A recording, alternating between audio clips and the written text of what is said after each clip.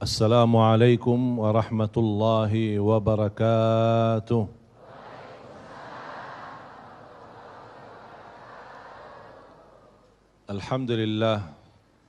Alhamdulillahi rabbil alamin. Allahumma salli ala sayyidina Muhammad wa ala ali sayyidina Muhammad. Para habaib yang saya cintai, para alim ulama yang saya banggakan, yang saya muliakan, para umara yang hadir dalam kesempatan ini, ada alhamdulillah Papa Wali Kota Jakarta Utara. Selamat datang Pak, alhamdulillah bisa bergabung bersama kita. Ada juga dari Dewan Masjid Indonesia Jakarta Utara, ada dari Majlis Ulama Indonesia Jakarta Utara. Luar biasa bisa berkumpul bersama-sama, kita hadir di acara ini yang mudah-mudahan semua kita mendapatkan keberkahan dari Allah Subhanahu wa taala. Bapak-bapak, ibu-ibu, jamaah Masjid Al-Musyawarah, kita dalam segala urusan dunia mengambil keputusan kita harus bermusyawarah. Tapi kalau dalam hal ibadah tidak semestinya bermusyawarah. Artinya kalau kita mau laksanakan kewajiban kita, masa kita bermusyawarah dulu? Allah Subhanahu wa taala memanggilkan kita untuk menunaikan salat kita 5 waktu, tidak perlu dimusyawarahkan. Kalau kita sudah mendengar hayya 'alas salah, hayya 'alal falah, segera tunaikan kewajiban kita. Kalau kita perhatikan dalam Al-Quran, banyak ayat-ayat yang Allah Subhanahu wa taala ikatkan salat dengan zakat, atau bahasa lain salat dengan infak, sebagaimana firman Allah Subhanahu wa taala di suratul Baqarah, dan saya yakin semuanya hafal. A'udzu billahi minasyaitonir rajim. Bismillahirrahmanirrahim. Alif lam mim. Dzalikal kitabu la raiba fihi hudan lil muttaqin.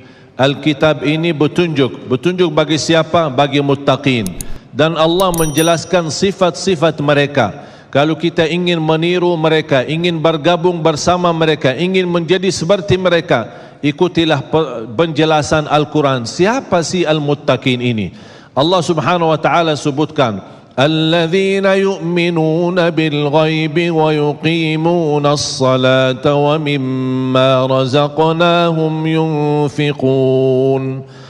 Mereka adalah yang beriman tentang ghaib.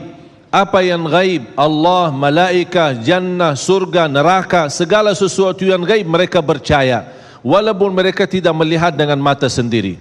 Dan sifat mereka alladzina yuqimuna as-salah. Beda artinya yuqimuna as-salah sama yusallun. Ada orang hanya kerjakan salat, tapi ada orang mendirikan salat. Ada 2 orang salat di saf pertama, sama-sama ruku', sama-sama sujud, sama-sama membaca Al-Quran, tetapi satu diterima oleh Allah, satu tidak diterima oleh Allah. Apa persoalannya? Karena satu menghadap Allah dengan hatinya, dan satu hanya menghadap Allah dengan fisik badannya. Makanya kita melihat orang yang salat dengan hatinya, nikmat salatnya, bisa tenang bacaannya, tenang rukuknya, tenang sujudnya. Beda sama orang yang buru-buru melaksanakan salat. Saya pernah masuk satu masjid, habis saya tahiyatul masjid duduk. Saya melihat seorang baru masuk dan juga tahiyatul masjid. Saya melihat gerakan salatnya, subhanallah, bukan subhanallah, na'udzubillah. Luar biasa cepat.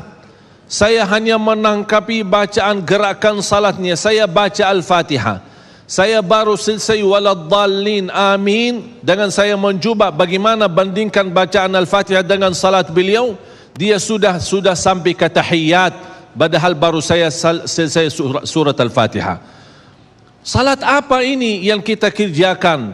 Banyak orang-orang berlomba-lomba seolah-olah ada juara. Siapa yang paling cepat selesai salat dapat juara 1. Inilah yang terjadi dalam keadaan kita. Makanya kita merasa tidak nikmat salat kita.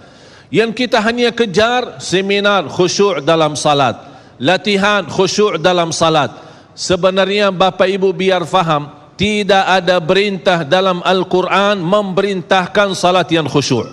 Tidak ada perintah dari Rasul salat yang khusyuk.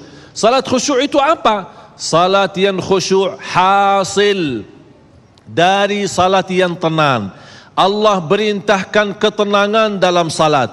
Ar-Rasul SAW memerintahkan ketenangan dalam salat. Kalau sifat khusyuk adalah sifat orang mukmin yang melaksanakan salat tumaknina. Qad aflahal mu'minun alladzina hum fi salatihim khashi'un. Ketika ada seorang datang ke masjid di zaman Rasulullah sallallahu alaihi wasallam, masuk masjid, tahiyatul masjid, selesai salat, dia datang kepada Rasul mau salaman, Rasul tidak menjawab. Bahkan Rasul berkata, salli fa innaka lam tusalli, salatlah karena kamu belum salat. Dia pergi ke depan, salat lagi, selesai balik lagi bertemu Rasul. Mau salaman, Rasulullah SAW tidak menjawab. Salli fa innaka lam tusalli, salat dulu karena kamu belum salat. Sampai 3 kali dikasih tahu oleh Rasulullah SAW. Akhirnya orang berkata, mohon maaf ya Rasulullah, saya tidak tahu selain ini salatku. Gimana? Kata Rasulullah SAW, fa idza qumta faqum mutma'inna. Kalau berdiri, berdiri tenang, tumaknina. Tumaknina salah satu rukun di dalam salat. Tidak sah salat seorang tanpa Al-Fatihah, betul? Sama tidak sah salat seorang tanpa tumaknina.